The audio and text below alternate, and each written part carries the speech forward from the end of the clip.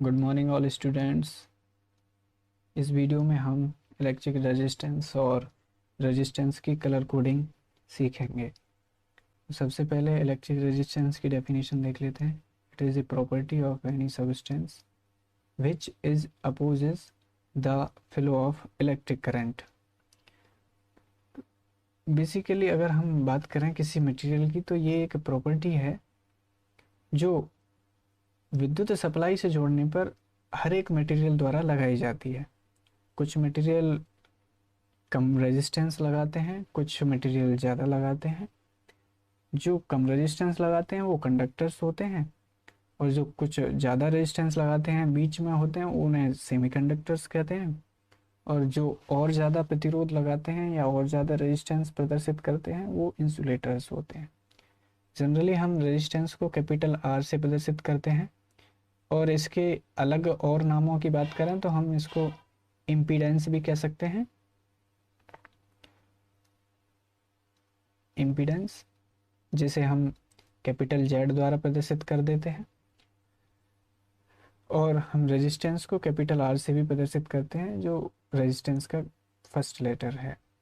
इसका यूनिट ओम है, हम इसको ओम में मापते हैं और इसको हम जनरली इस सिंबल द्वारा दर्शाते हैं। जब भी सर्किट में इस एलिमेंट को जोड़ा जाता है तो ये कुछ इस सिंबल द्वारा प्रदर्शित किया जाता है। ये हमारा प्रतिरोध है। जनरली कह सकते हैं अगर किसी भी वायर का, किसी भी कंडक्टिंग वायर का रेजिस्टेंस हमें 50 ओम दिया है तो हम उसको लिखेंगे आर इज इक्वल्स टू 50 ओम। तो ये उसका प्रदर्शित करने का तरीका है।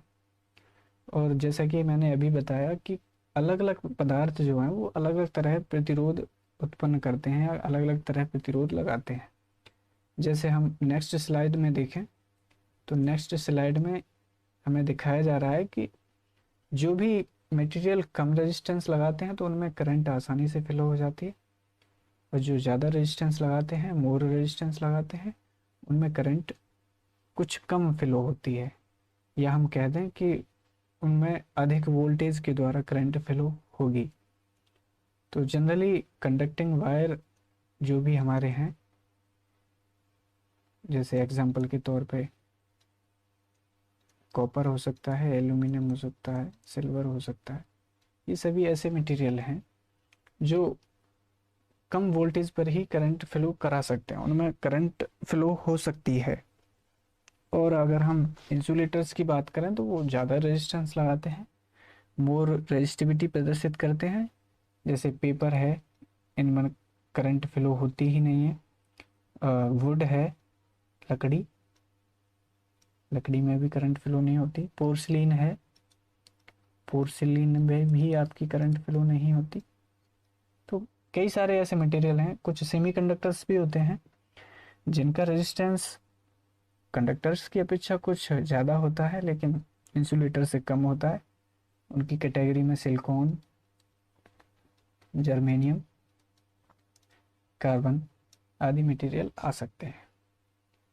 तो जनरली जब किसी भी मटेरियल की हम रेजिस्टेंस की कैलकुलेशन करते हैं तो ये कुछ पॉइंट्स पर निर्भर करता है कि किसी भी पदार्थ का रेजिस्टेंस कितना होगा, जो हम नेक्स्ट स्लाइड में देख सकते हैं। ये हमारा किसी भी मटेरियल का रेजिस्टेंस इन 4 पॉइंट्स पर निर्भर करता है।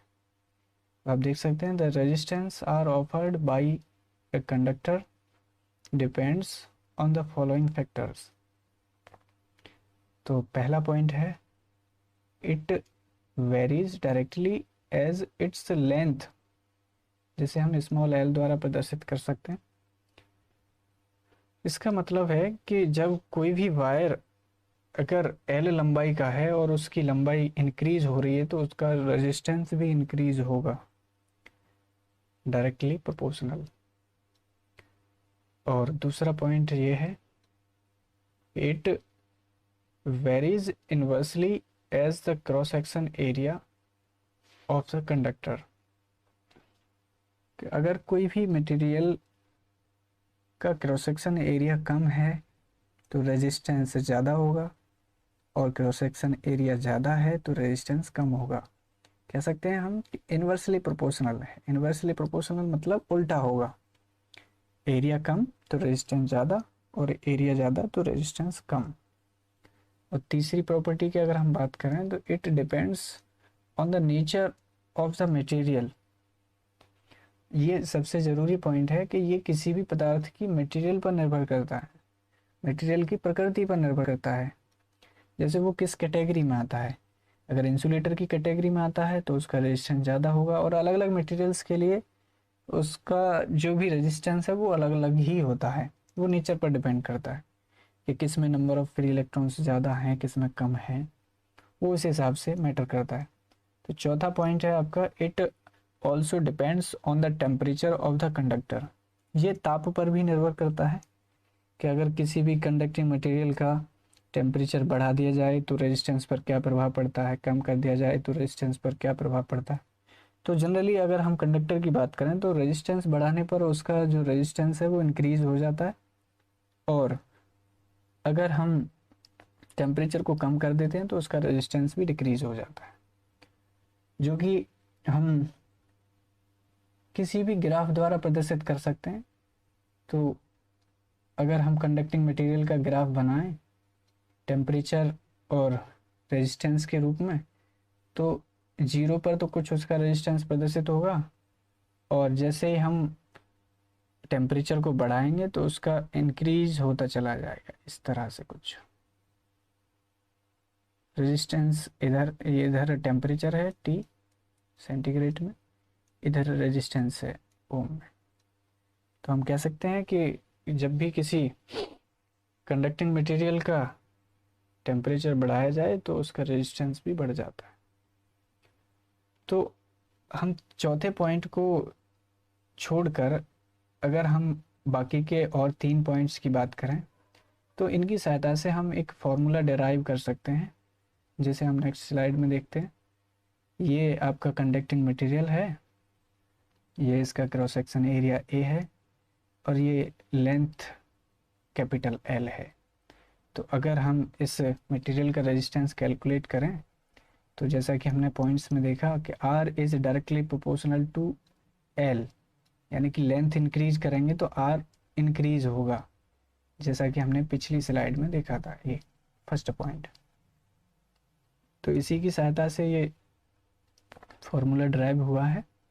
R is directly proportional to L, R is directly proportional to inversely proportional to capital A। जब भी हम R को डिपेंडेंसी के रूप में लिखते हैं तो इस तरह लिखते हैं, small l by capital A, sorry capital L by capital A। इस प्रोपोर्शनल का चिन्ह यहाँ से हटाएंगे तो ये हो जाएगा R is equals to rho L by A। Generally इसका मात्रक ओम होता है, जिसे हम इस तरह भी लिख सकते हैं। तो किसी भी पदार्थ का हम रेजिस्टेंस इस तरह कैलकुलेट कर सकते हैं। उसकी आपको लंबाई दी गई होगी तो यहाँ पर लंबाई की वैल्यू लगा देंगे, और क्रॉस सेक्शन एरिया दिया हुआ है तो यहाँ पर क्रॉस सेक्शन एरिया लगा देंगे। और रही बात रो की, तो रो किसी भी मटेरियल की रेजिस्टिविटी है जो अलग अलग मटेरियल के लिए अलग अलग हो सकती है। ये स्पेसिफिक रेजिस्टेंस से भी कह सकते हैं हम इसको, स्पेसिफिक रेजिस्टेंस, स्पेसिफिक रेजिस्टेंस।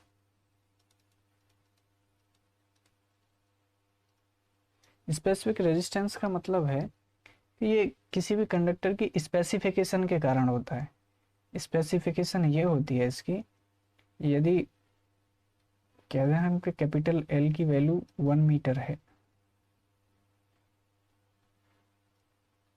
और कैपिटल A की वैल्यू 1 मीटर स्क्वायर है, तो अगर हम इस पदार्थ का रेजिस्टेंस कैलकुलेट करें तो रो इंटू 1/1, तो R इज इक्वल्स टू रो। तो हम कह सकते हैं कि किसी भी मटेरियल का स्पेसिफिक रेजिस्टेंस उस रेजिस्टेंस के बराबर होता है जो कोई भी मटेरियल अपनी यूनिट लेंथ और यूनिट एरिया के द्वारा लगाता है। ये इसका स्पेसिफिक रेजिस्टेंस रो हो जाता है, जो अलग अलग मटेरियल के लिए अलग अलग हो सकता है। स्पेसिफिक रेजिस्टेंस की यूनिट की बात करें तो रो की यूनिट हो जाती है आपकी, फॉर्मूला के अनुसार निकालें तो आर ए बाई एल, आर की यूनिट ओम, ये मीटर स्क्वायर, लेंथ की यूनिट है मीटर, और मीटर से मीटर का स्क्वायर कट जाएगा, यहाँ पर बचेगा ओम मीटर। तो स्पेसिफिक रेजिस्टेंस की यूनिट ओम मीटर होती है। तो इस तरह हम किसी भी मटेरियल का रेजिस्टेंस कैलकुलेट कर सकते हैं। अब बात करें कलर कोडिंग की, तो सबसे पहले तो देख लेते हैं कि असली में जो रेजिस्टेंस दिखाई देता है वास्तव में वो कैसा होता है। तो नेक्स्ट स्लाइड पर हम देख लेते हैं, मैं ये जूम कर देता हूँ। तो जनरली जब रेजिस्टेंस देखा जाता है सर्किट में तो इस तरह से देख सकते हैं। इस पर कलर कोडिंग होती है, ये यहाँ पर इसका इधर वाला जो पार्ट है हम कहते हैं लीड, जो भी कंडक्टिंग वायर है, और ये हैं कलर बैंड्स।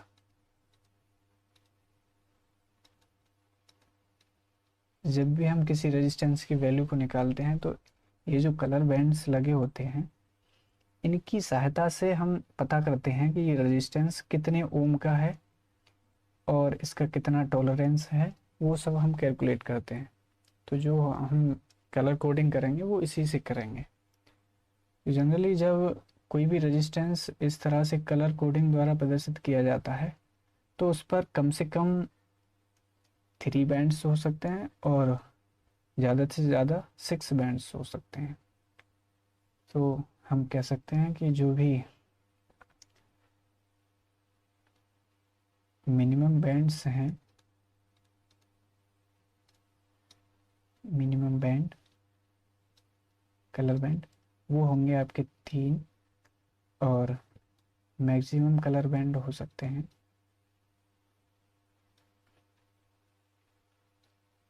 6। मिनिमम 3 और मैक्सिमम 6, और इन